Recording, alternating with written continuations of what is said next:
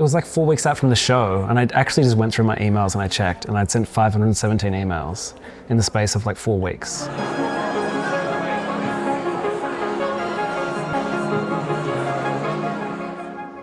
The only brief, which we do quite often, so I mean, part of what we do within our shows, which might be different to other shows, is that we keep it very, very basic intentionally. So, and we always use a title which is quite defined in what the show is. So in previous years, 2 years ago, we did a show called 1 Hour Exhibition. It's quite explanatory what is going to happen during that space, and this is 100 lights. And so we like to keep, we worry that when viewers view design exhibitions, it gets caught up a little too much in overly articulate artistic language, and we feel that potentially the public can't relate so much to the work because they can't understand. I mean, I can't understand half of the description. So for this exhibition specifically, we just gave the description of light, which is to illuminate.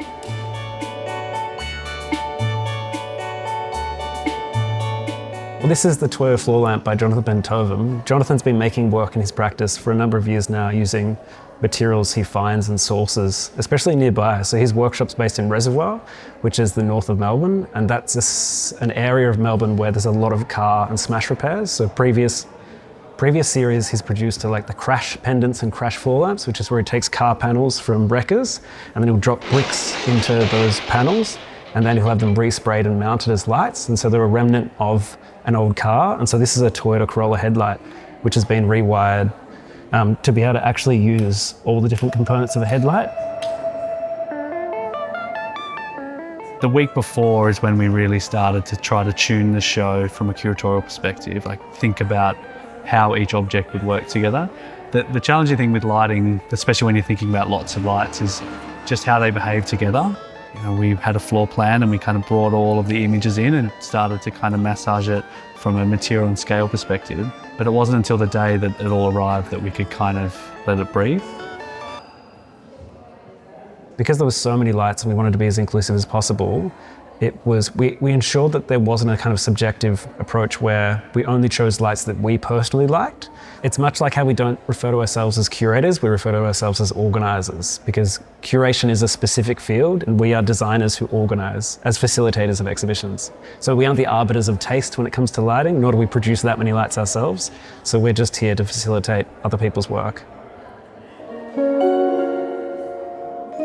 The hardest thing for the show was that we only had 1 day for install. We had to be able to build something achievable. So it had to be a material that could come on a truck in the morning and it could be constructed rapidly.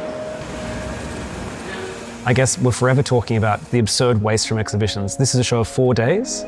For us to build plinths off-site from MDF, a material that won't be recycled, and then essentially just dispose of it afterwards seems really wasteful. Coming into this exhibition, we made the assumption that we could recycle the cardboard, so the entire exhibition is recyclable, and then we've been approached by 2 different people who are in the show who will take all the recycling, all of the cardboard back to their workshops and use it for packaging. A lot of the work here is still in development, and I would expect a lot of it to evolve and change, you know, but it's about turning up and showing work and getting feedback. I think Friends and Associates is a great platform to just give people permission to do something new.